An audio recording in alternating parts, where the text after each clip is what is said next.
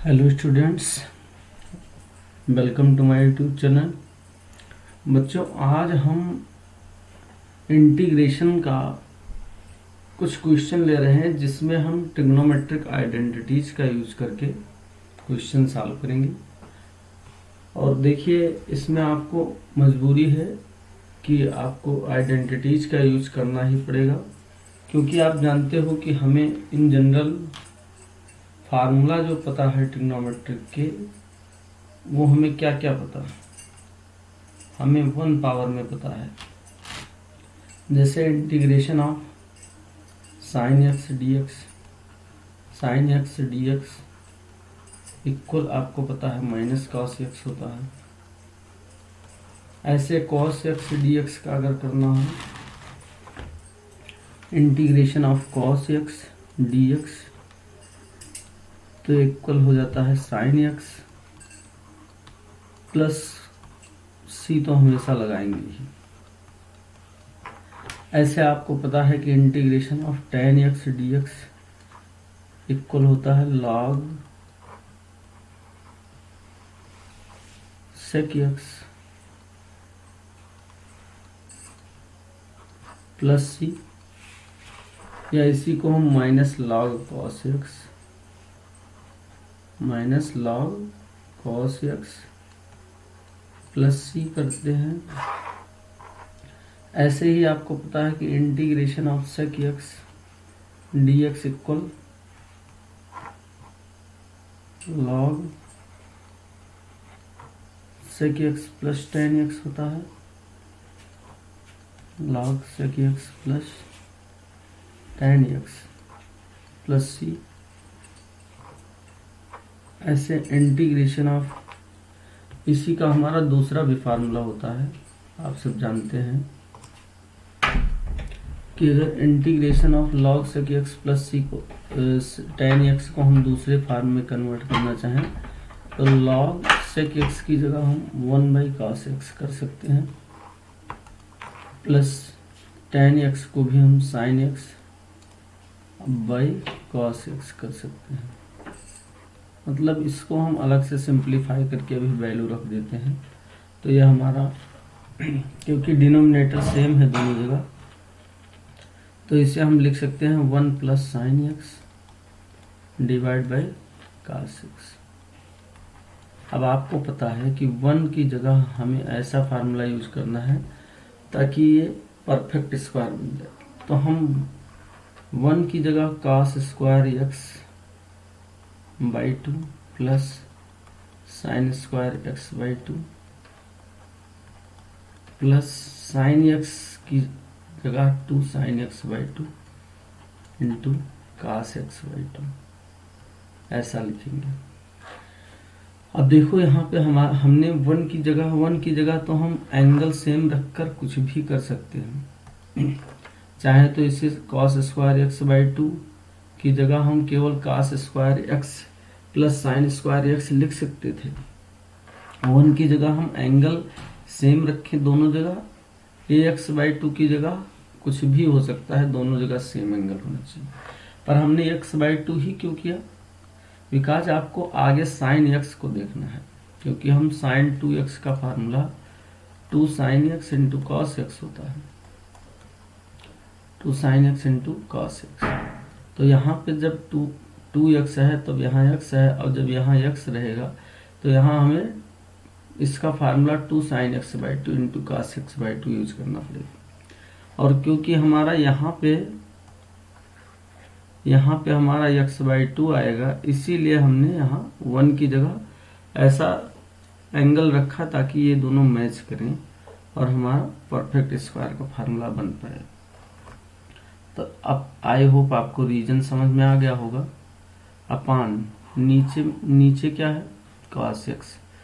अब cos x का भी भाई कई फार्मूले होते हैं, जैसे cos x इक्वल, एक होता है cos square x, cos 2x equal होता है cos square x minus sine square x, ये एक फार्मूला है। एक होता है cos square x by minus sine square x। अपान इसी को हम 1 कर सकते हैं, और फिर 1 की जगह अगेन वही cos square x plus sine square x लिख लेंगे। तो cos square x minus sine square x upon नीचे रहेगा 1 की जगह cos square x plus sine square x. अब हम न्यूमरेटर और डिनोमिनेटर दोनों में cos स्क्वायर एक्स से डिवाइड कर देंगे। तो जब यहाँ हम cos स्क्वायर एक्स से डिवाइड करेंगे तो cos square x by cos square x minus यहाँ आ जाएगा साइन स्क्वायर एक्स अब by cos square x upon यही काम नीचे करेंगे तो cos square x upon cos square x plus sine square x upon cos square x. देखिए, जब हमें कोई फ्रैक्शन दिया है उसके न्यूमरेटर और डिनोमिनेटर में हम सेम चीज से डिवाइड करेंगे तो उसमें कोई चेंज नहीं आता है, लेकिन यहाँ मतलब कि ओवरऑल उसकी वैल्यू सेम रहती है। फॉर एग्जांपल जैसे मान लो कि 1/2 लिखा है, इसको मैंने 2 से मल्टीप्लाई कर दिया न्यूमरेटर और डिनोमिनेटर में, तो अब हमारा आंसर 2/4 आ जाएगा। अब ये देखने में भले ही अलग है पर इसकी भी वैल्यू 1/2 के ही इक्वल है। तो ये चीज़ आप जानिए कि अगर कोई एक रेशनल नंबर दी हो और उसके न्यूमरेटर और डिनोमिनेटर में हम सेम नॉन जीरो क्वांटिटी से मल्टीप्लाई कर दें तो हमारी जो वैल्यू होती है वो चेंज नहीं होती है। अब ध्यान रखना, यहाँ x की वैल्यू π/2 नहीं होनी चाहिए। जब हम cos स्क्वायर एक्स से डिवाइड कर रहे हैं तो यहाँ x की वैल्यू π/2 नहीं होनी चाहिए। तो ये हमारा क्या बन जाएगा, 1 से 1 तो मतलब ये cos से cos कैंसिल हो गया, तो ये 1 आ गया। 1 माइनस साइन अपॉन cos क्या होता है, tan, तो ये हो जाएगा tan square x. 1 minus tan square x upon नीचे भी है ऐसे cos स्क्वायर से cos स्क्वायर एक्स कैंसिल, तो आगे आ जाएगा 1 प्लस tan स्क्वायर एक्स। तो ये भी फार्मूला हो गया cos 2x का। cos 2x का एक ये फार्मूला हमारा हो गया, जहां हम चाहेंगे ये यूज कर सकते हैं। ऐसे ही आप चाहो तो एक बार cos जो यहाँ पे हमने cos square x minus sine square x लिखा है, इसमें cos की जगह हम 1 माइनस साइन स्क्वायर एक्स कर दें। 1 माइनस साइन स्क्वायर एक्स और आगे एक साइन स्क्वायर एक्स और है, तो ये क्या आ जाएगा 1 minus 2 sine square x, 1 minus 2 sine square x. ये भी आप cos 2x के फार्मूले याद रखिए। जहाँ हमें जैसी ज़रूरत पड़ती है इन सब फार्मूलों का हमें ट्रिग्नोमेट्री में जब भी कोई इंटीग्रेशन या डिफरेंशिएशन का क्वेश्चन होता है तो हमें यूज करना पड़ता है। अब देखो, जैसे हमने एक बार cos स्क्वायर एक्स की जगह cos स्क्वायर एक्स को गायब किया था, वैसे साइन स्क्वायर एक्स को भी गायब कर सकते हैं। इस फार्मूले में ध्यान से देखना, साइन स्क्वायर एक्स की जगह अब हम क्या लिख देंगे, तो यहाँ से cos 2x इक्वल आ जाएगा। cos स्क्वायर एक्स ऐसे रहने देंगे, अब हम साइन को गायब कर देते हैं, तो 1 माइनस साइन स्क्वायर एक्स आ जाएगा इसकी जगह। अब इससे ब्रैकेट ओपन करेंगे, 1 माइनस cos स्क्वायर एक्स की जगह 1 माइनस साइन स्क्वायर एक्स की जगह हमें लिखना पड़ेगा 1 minus cos square x, 1 minus cos square x. अब जब ब्रैकेट ओपन करेंगे तो ये माइनस माइनस प्लस हो जाएगा, तो आ जाएगा cos square x minus 1 plus cos square x, और cos cos दोनों ऐड हो जाएंगे, क्या आ जाएगा 2 cos स्क्वायर एक्स माइनस 1। तो cos 2x का ये वाला फार्मूला, इस प्रकार से हमने cos 2x के 4 फार्मूले लिखे हैं। एक ये हो गया पहला, दूसरा फार्मूला ये हो गया, तीसरा ये हो जाएगा, चौथा ये हो जाएगा। तो इसको हम डायरेक्ट यूज करेंगे जहां भी हमें काम लगेगा। अब देखो, हम क्या बता रहे थे कि यहाँ जो cos x लिखा है, यहाँ जो cos x लिखा है, इसकी जगह इनमें से कौन सा फार्मूला यूज करें। तो चूंकि यहाँ केवल cos x लिखा है, 2 नहीं दिया है, तो हम जब यहाँ पे 2x है तब यहाँ x हो गया, अगर यहाँ केवल x रहेगा तो यहाँ x/2 हो जाएगा। ये वाला फार्मूला यूज करने से हमें फ़ायदा होगा। तो इसकी जगह हो जाएगा cos² x/2 minus sin² x/2। अब आगे हम क्या करेंगे, ध्यान से देखना। ऊपर तो हमारा cos x/2 plus sin x/2 का होल स्क्वायर बन गया है। ऊपर cos x/2 plus sin x/2 का होल स्क्वायर बन गया। ये हो जाएगा cos x/2 plus sin x/2 का होल स्क्वायर और डिवाइड बाई नीचे a² माइनस b² का फार्मूला यूज कर लेंगे। देखो ये लिखा है cos x/2 का whole square minus sin x/2 का होल स्क्वायर। यहाँ ध्यान से देखना जो हाईलाइट कर रहे हैं, ये लिखा है a² माइनस b²। यहाँ पे a² माइनस b² का फार्मूला यूज करेंगे तो ये आ जाएगा, एक ब्रैकेट में a प्लस बी और दूसरे में a माइनस बी। इस तरह से हम लिख सकते हैं। तो यहाँ क्या आ जाएगा, एक ब्रैकेट में cos x/2 plus sin x/2 आ जाएगा और सेकंड ब्रैकेट में क्या आ जाएगा, cos x/2 minus sin x/2।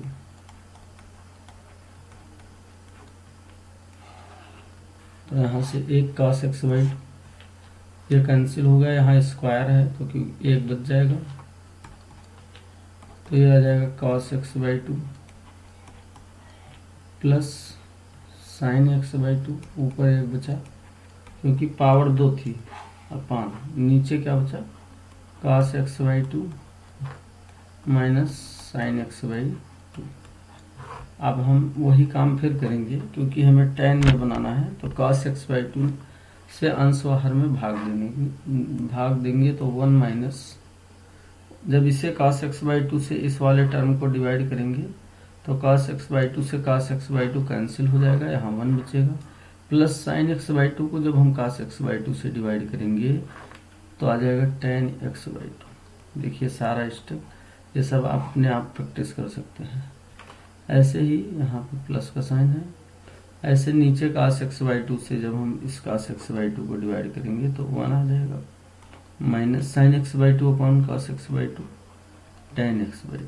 अब ऐसा करना है कि इसको हमें tan का फार्मूला बनाना है तो हम क्या करेंगे, जो 1 है इसकी जगह हम tan π/4 लिख सकते हैं, प्लस आगे tan x/2 है अपॉन नीचे 1 की जगह 1 ही रहने देंगे क्यों, अब उसका रीजन देखो, 1 minus tan π/4 into tan x/2, क्योंकि हमारा tan a प्लस बी का फार्मूला क्या होता है, tan a plus tan b। इस फॉर्मेट में फार्मूला होता है तो हमें ऐसा ही बनाना है, tan a plus tan b upon 1 minus tan a into tan b। ये फार्मूला है तो इसीलिए हमने यहाँ पे, क्योंकि फार्मूले में 1 होता है तो हमने भी यहाँ 1 को 1 ही रहने दिया। अब सवाल ये आप कर सकते थे कि इस 1 की जगह tan π/4 क्यों नहीं लिखा गया और ऊपर वाले 1 की जगह tan π/4 क्यों लिख दिया गया। तो इसका यही रीजन है क्योंकि हमें फार्मूले के फॉर्मेट में लाना है इसको, तो इसीलिए इस 1 को ऐसे रहने दिए और यहाँ पे tan π/4 लिख सकते हैं। tan π/4 का वैल्यू 1 होता है इसलिए यहाँ पे हम 1 समझ सकते हैं। अब ये हमारा क्या फार्मूला बन गया, tan a प्लस बी यानी tan π/4 प्लस x/2। तो ये हमने इसको सिंप्लीफाई कर लिया, ये sec x plus tan x की वैल्यू आ गई। sec x plus tan x जहाँ भी लिखा होगा अब आप उसे tan π/4 प्लस x/2 लिख सकते हैं। इस बात को अच्छे से नोट कर लीजिए, जब भी हमें काम लगेगा तो इसका यूज करेंगे, बहुत इम्पोर्टेंट है। सिमिलरली अगर आपको कहीं क्वेश्चन करते समय tan x sec x minus tan x मिल जाता है, तो इसकी जगह आप ऐसे ही tan π/4 माइनस x/2 लिख सकते हैं। अगर यहाँ प्लस का साइन है तो tan π/4 प्लस x/2 रहेगा, और अगर माइनस साइन है तो tan π/4 माइनस x/2 रहेगा। इसको आप डायरेक्ट रिजल्ट की तरह याद कर लीजिए, एज अ फार्मूला याद कर लीजिए। जब आपको बैकग्राउंड पीछे से पता हो तो आपको कहीं भी इसको हम ऑब्जेक्टिव टाइप के क्वेश्चन सॉल्व करते समय यूज कर सकते हैं। बोर्ड एग्जाम में तो नहीं, बोर्ड एग्जाम में थोड़ा बहुत शो करना है, लेकिन ऑब्जेक्टिव में इसका यूज डायरेक्ट हम कर सकते हैं। तो जो हमारा फार्मूला आया था integration of sec x dx का क्या आया था, log sec x plus tan x plus c आया था। अब हम sec x की जगह हमने sec x plus tan x की जगह जो भी मैंने प्रूव किया इसे रिप्लेस कर देंगे, तो tan π/4 प्लस x/2 ऐसा आ जाएगा, प्लस में c आ जाएगा। तो हमें ये दोनों फार्मूले याद रखने हैं, sec x dx का ये दोनों फार्मूला याद रखना है। ध्यान रखिए कि ये दोनों फार्मूले आपको आने चाहिए, क्योंकि कहाँ कैसा अगर ऑब्जेक्टिव टाइप का क्वेश्चन है तो आपको जिस फॉर्मेट में मतलब आंसर दिया होगा उसी फॉर्मेट में आंसर देना पड़ेगा। बाय द वे कहीं हमें इस फार्मूले को यूज करके फ़ायदा होता है, कहीं ये फार्मूला, तो ये दोनों फार्मूले आने चाहिए। अब जैसे मैंने sec x का किया है, इसी प्रकार से हमें cosec x के फार्मूले पता है, cosec x dx, ये इसका प्रूफ भी हमने कराया है। आप देख सकते हैं कि ये फार्मूले कैसे आते हैं। तो इसको हम चाहे यहाँ पे अगर कराएंगे तो लंबा हो जाएगा, बार बार नहीं। इसको हम, इसका फार्मूला होता है log cosec x minus cot x plus c। अब आपको पता है कि cosec x minus cot x को क्या लिख सकते हैं, इसका भी दो फार्मूला हो जाएगा, cosec x minus cot x।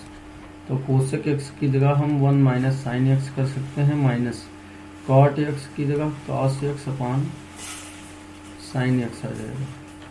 तो ये आ जाएगा 1 minus cos x divide by sin x।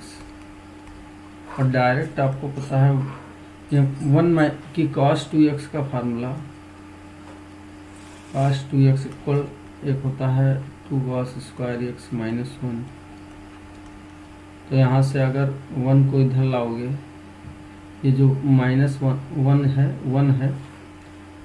1 को अगर हम इस साइड ले जाएं, इस साइड, तो ये 1 प्लस आ जाएगा, 1 प्लस cos 2x इक्वल इधर क्या बचेगा 2 cos स्क्वायर x। तो जहाँ भी हमें 1 plus cos 2x, cos x और cos के साथ 1 प्लस में दिखे या माइनस में, तो इसका डायरेक्ट रिजल्ट याद रखना है, बहुत काम आएगा। 1 प्लस cos 2x की जगह डायरेक्ट 2 cos स्क्वायर x। अगर यहाँ 1 प्लस cos 2x ना हो कि 1 प्लस cos x आ जाएगा, तो हम यहाँ 2x है तो यहाँ x लिखा गया है, यहाँ x रहेगा, तब उसका आधा कर देना है, यानी 2 cos स्क्वायर x/2 आ जाएगा अगर 1 प्लस cos 2x है। और सिमिलरली अगर दूसरा फार्मूला आप ध्यान से देखें, ये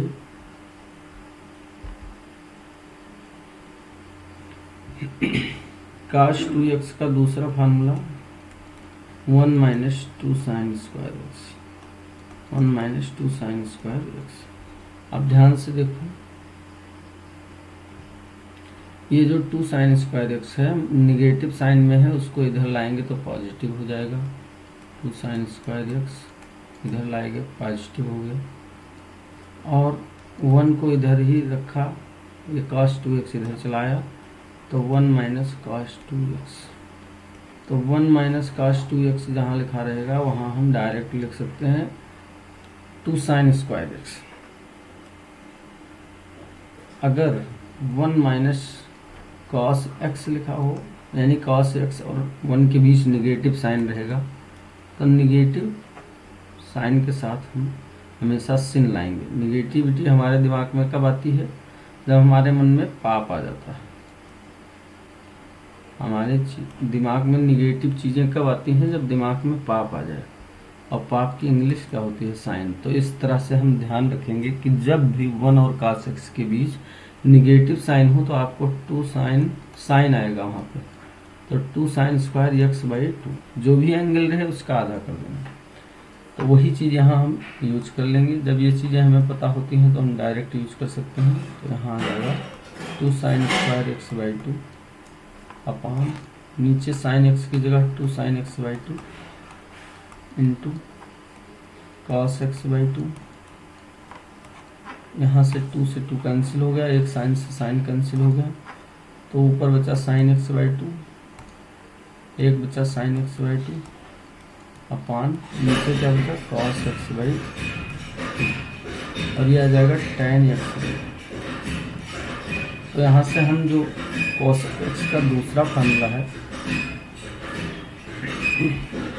यानी integration of cosec x dx बराबर क्या क्या हो गया? ये आ जाएगा, एक तो आ जाएगा log cosec x minus cot x plus c। दूसरा, अभी मैंने cosec x minus cot x की जगह क्या प्रूव किया? tan x by 2।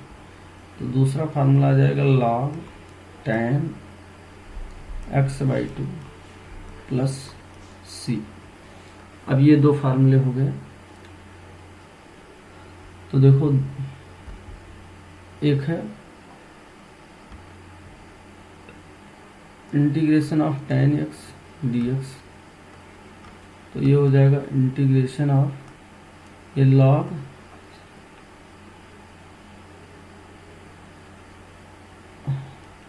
tan x का तो मैंने बता दिया था, cot x का बचा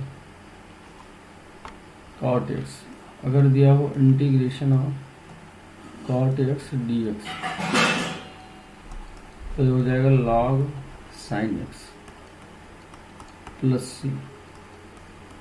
तो अभी मैंने आपको देखो जो ट्रिग्नोमेट्री के फार्मूले बताए, जो भी फार्मूले हैं यहाँ पे, वो सब ट्रिग्नोमेट्रिक की पावर जब 1 है तब है। यानी साइन एक्स का फार्मूला है, कॉस एक्स का फार्मूला है, टेन एक्स का फार्मूला है, कॉट एक्स का फार्मूला है, सेक एक्स का है, कोसेक एक्स का है,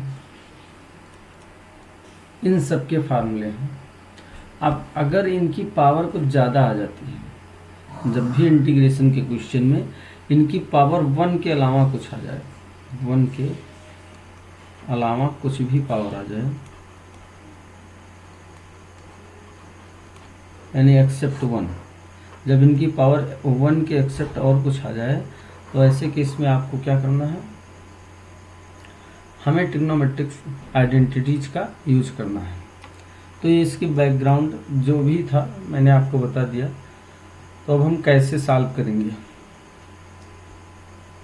जैसे पहला क्वेश्चन देखो ध्यान से, अब इसका मतलब ट्रिग्नोमेट्रिक आइडेंटिटीज का कैसे यूज करना है, ये बात मैं आपको बता रहा था, और क्यों यूज करना पड़ेगा, इसके पीछे की कहानी भी मैंने आपको बताई। मेन बात होता है कि हमें क्वेश्चन सॉल्व करने आने चाहिए और रीजन भी पता होना चाहिए कि क्यों ऐसा करना पड़ रहा है। क्योंकि हमें डायरेक्ट कॉस स्क्वायर एक्स का फार्मूला नहीं पता है इंटीग्रेशन में ना, मतलब कहीं भी आपको इंटीग्रेशन अगर दो फंक्शंस का करना होता है, तो वैसे हमें दो फंक्शंस के इंटीग्रेशन का formula integration of u into b d x पता होता है। लेकिन ये फार्मूला हम तब यूज करते हैं जब हमें इन्हें दो अलग अलग मतलब पदों में तोड़ा न जा सके। अगर तोड़ना पॉसिबल है तो आप हमेशा दो पदों में तोड़कर करेंगे तो अच्छा रहेगा, क्योंकि इससे क्वेश्चन लंबा हो जाता है। ऐसे यहाँ साइन की एक्स लिखा है, तो इन सब का कैसे हम करेंगे, ये पहले हम कुछ एग्जाम्पल से देखेंगे, फिर इसका हम एक्सरसाइज से और बहुत सारे क्वेश्चंस की प्रैक्टिस करेंगे। तो जैसे पहला क्वेश्चन हमारा है, एग्जाम्पल एनसीईआरटी का है, एग्जाम्पल नंबर 7। पहला है cos स्क्वायर एक्स। चलिए इसी को पहले सॉल्व करते हैं।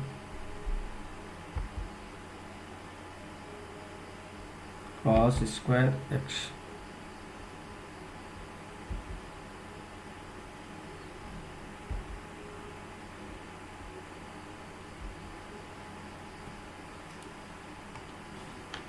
Integration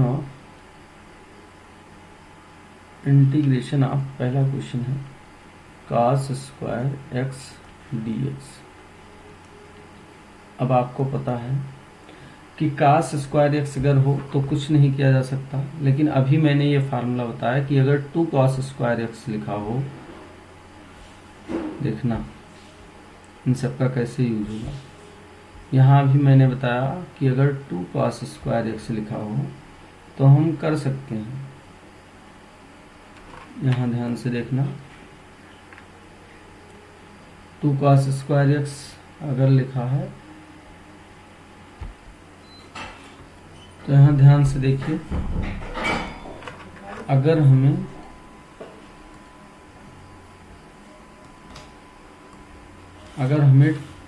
to cos 1 plus cos मतलब 2 cos स्क्वायर एक्स मिल जाए तो हम उसकी जगह 1 प्लस cos 2x लिख सकते हैं, और अगर 2 sin स्क्वायर एक्स मिल जाए तो उसकी जगह 1 माइनस साइन cos 2x लिख सकते हैं। तो इस बात को आप ध्यान से याद रखिए।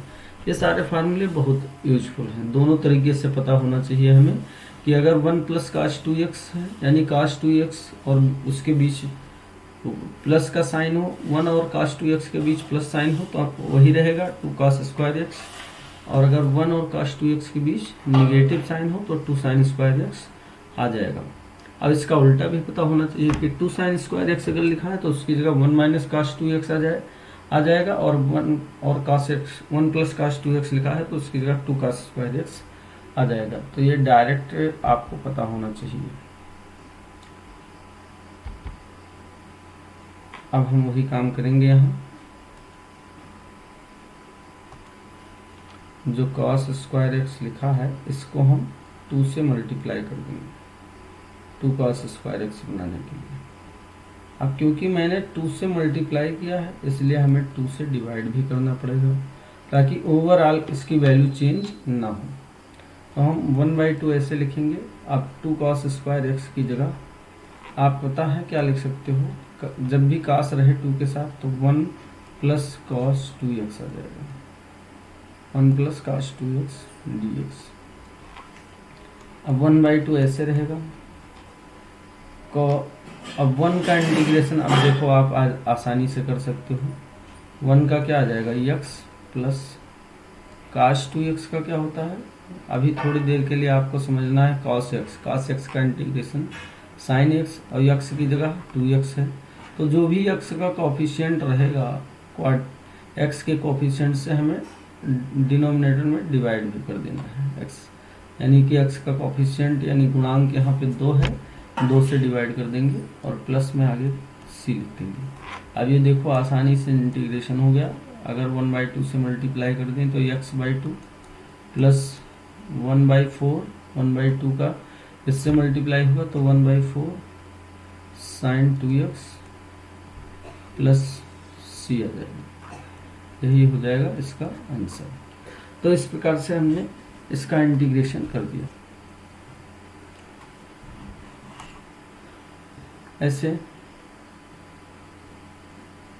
ऐसे ही आप अगर बाय द वे क्वेश्चन आ जाता है sin स्क्वायर एक्स dx ऐसे आ गया तो इसकी जगह भी आप वही काम करेंगे। क्या करेंगे कि 1 मतलब कि इसको 2 sin स्क्वायर एक्स बनाने के लिए 2 से आपको मल्टीप्लाई करना पड़ेगा और यहाँ 2 से डिवाइड भी करना पड़ेगा, क्योंकि ओवरऑल हमें वही मतलब हमने इसकी जगह अपना काम बनाने के लिए इस तरह लिखा है। तो अगर हम इसमें कुछ मल्टीप्लाई करते हैं तो डिवाइड भी करना पड़ेगा। तो 1/2 ऐसे लिख देंगे। अब जब भी 2 के साइन स्क्वायर एक्स के साथ 2 रहता है तो उसकी जगह अभी देखो क्या आया, 1 minus cos 2x, 1 minus cos 2x dx। अब ये जाएगा 1/2 और 1 का इंटीग्रेशन x हो जाएगा माइनस cos 2x का क्या होगा, sin 2x और डिवाइड में क्या आ जाएगा 2 प्लस में c, तो ये आ जाएगा x/2 माइनस 1/4 sin 2x और प्लस में क्या आ जाएगा c। अब देखो नेक्स्ट क्वेश्चन जो हमारा है, नेक्स्ट क्वेश्चन, इस तरह के क्वेश्चंस को ऐसे आपको ट्रिग्नोमेट्रिक आइडेंटिटीज का यूज करके इंटीग्रेशन करना है। नेक्स्ट क्वेश्चन देखो क्या है,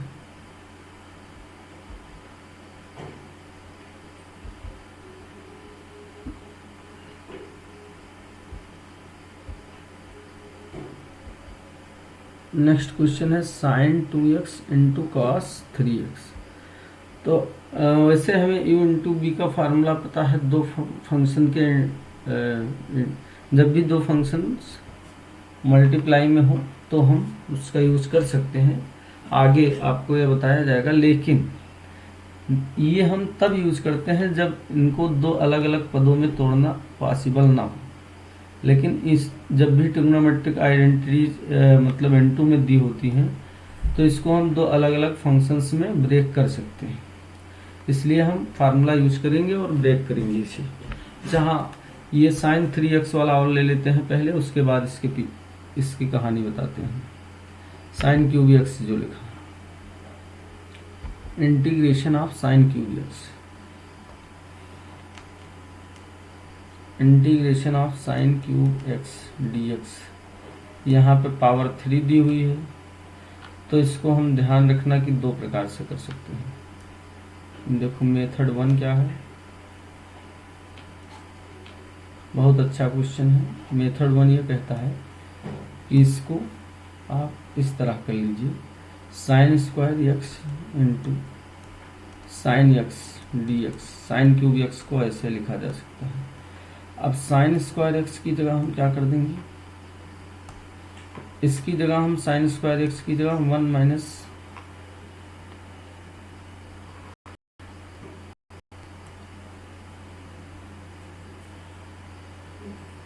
इसकी जगह हम क्या लिख सकते हैं, 1 minus cos square x sine square x की जगह और फिर साइन एक्स dx।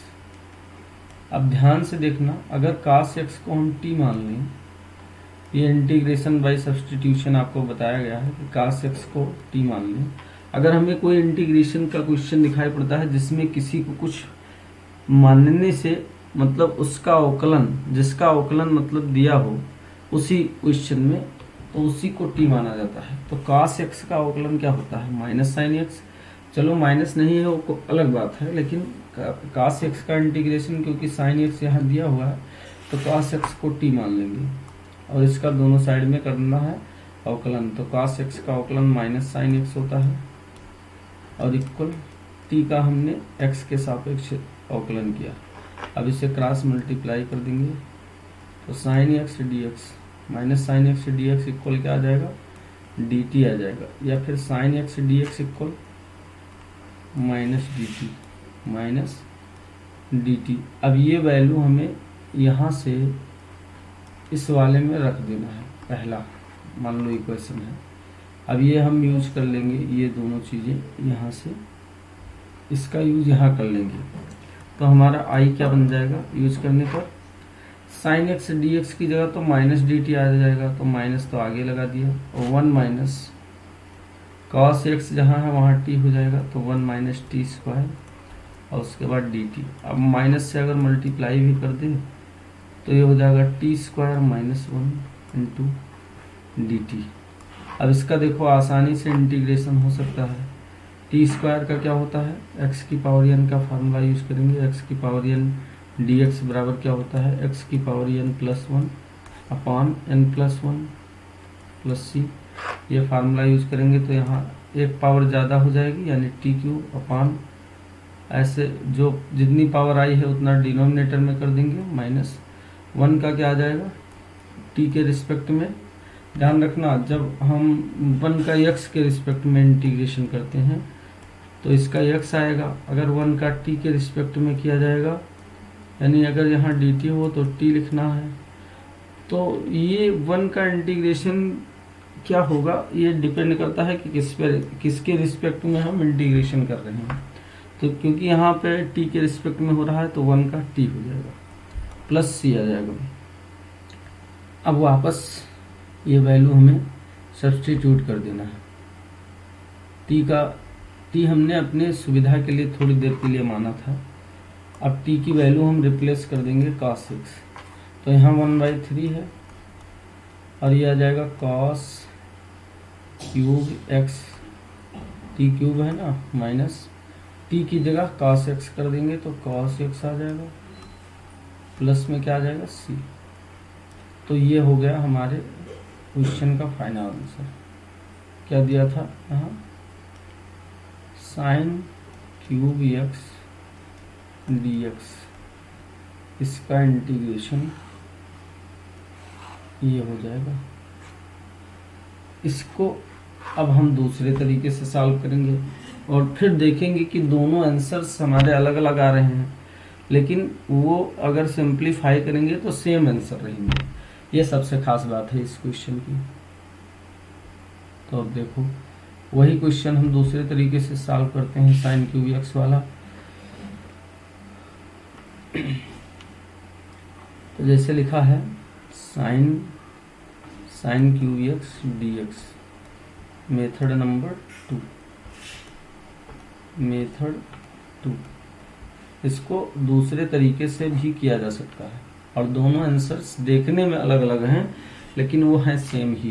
तो देखो ये हम कैसे करेंगे, क्यूब का हमें फार्मूला आता है। क्यूब को अगर जैसे साइन स्क्वायर था तो उसको हमने दो पदों में ब्रेक करने के लिए ट्रिग्नोमेट्रिक आइडेंटिटी का यूज किया था, उसी प्रकार से आपको साइन 3x का फार्मूला होता है।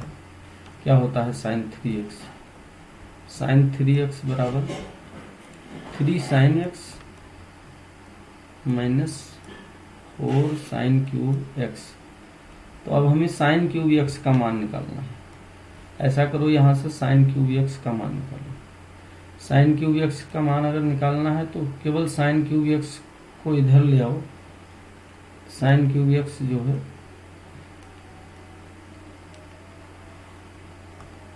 यहाँ देखो, साइन क्यूब x को इधर ले आएंगे तो ये हो जाएगा 4 साइन क्यूब x प्लस में इक्वल आ जाएगा 3 साइन x, इधर पहले से है, माइनस ये साइन 3x इधर चला जाएगा। ध्यान से देखना, ये वाला इधर चला गया है, अब ये वाला इधर मैंने कर लिया तो इसका साइन पॉजिटिव आ गया। ये वाला इधर जाएगा, निगेटिव साइन हो जाएगा, 3 sine x minus sine 3x। और अगर साइन क्यूब x का मान निकाला जाए तो ये आ जाएगा 3 sine x minus 4 sine cube x, 3 sine x minus sine 3x upon नीचे क्या आ जाएगा 4। यही वैल्यू हम यहाँ रख देंगे तो ये आ जाएगा 3 sine x minus sine 3x upon 4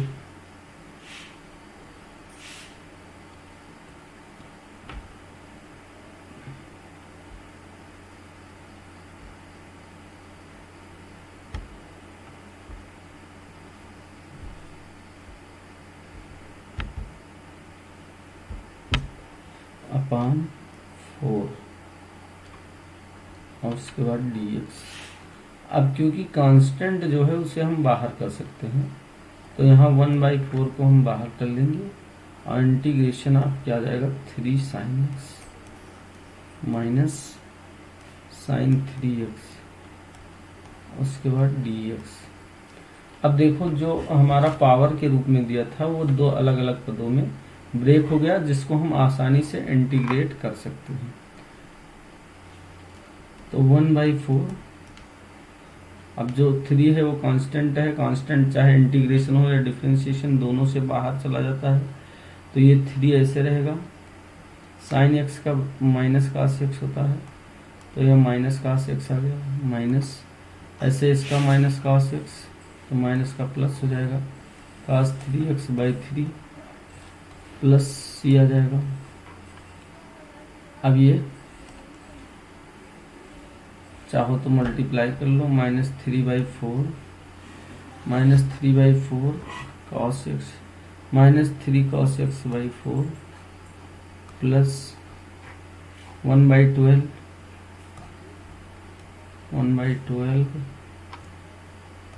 cos 3x plus सी। अब जो हमारा पहले आंसर आया था, ध्यान से देखना, पहले आंसर ये आया था 1/4 3 cos cube x minus cos x, ये आया था।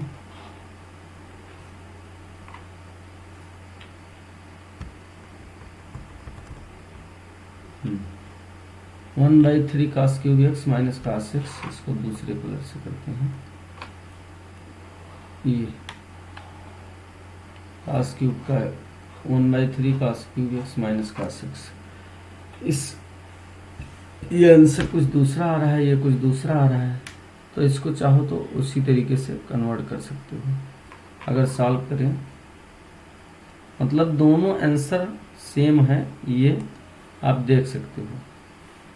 -3/4 वहाँ पे आंसर हमारा किस फॉर्म में है, cos x। चलो cos 3x को गायब कर दो, तो -3/4 cos x ऐसे रहेगा, प्लस 1/12 ऐसे कर दो, और cos 3x की जगह 4 cos cube x minus 3 cos x, ये फार्मूला यूज कर लेंगे, प्लस सी रहेगा, तो ये हो जाएगा -3/4 cos x प्लस इसको 1/12 से मल्टीप्लाई करेंगे तो 4 से 12 कैंसिल हो जाएगा, 1/3 cos क्यूब x माइनस इसको मल्टीप्लाई करेंगे तो 3 4 जा 12, 1/4 cos x प्लस सी आ जाएगा। अब cos x को एक साथ सिंप्लीफाई कर लेंगे, तो -1/4, यहाँ देखना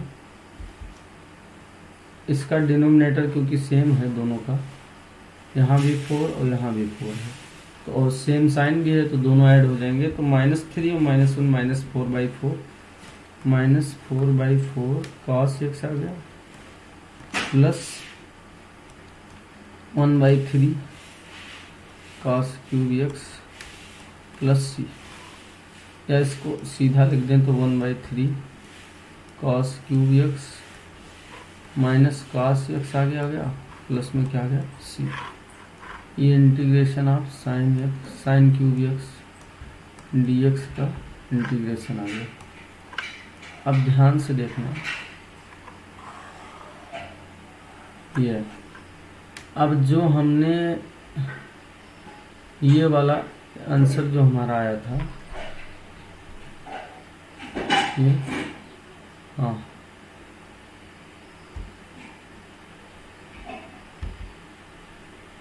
ये integration of sine cube x dx का ये जो आंसर आया था, देखने में जो अलग था, -3/4 cos x plus 1/12 cos 3x plus c था, और ये वाला मैंने देखो इसको सिंप्लीफाई किया तो यहाँ 1/3 cos cube x minus cos x plus c आ गया, इसको सिंप्लीफाई करने पर। हालांकि आपको सिंप्लीफाई करने की ज़रूरत नहीं है, मैंने आपको केवल ये दिखाने के लिए किया है, ये दोनों आंसर सेम है।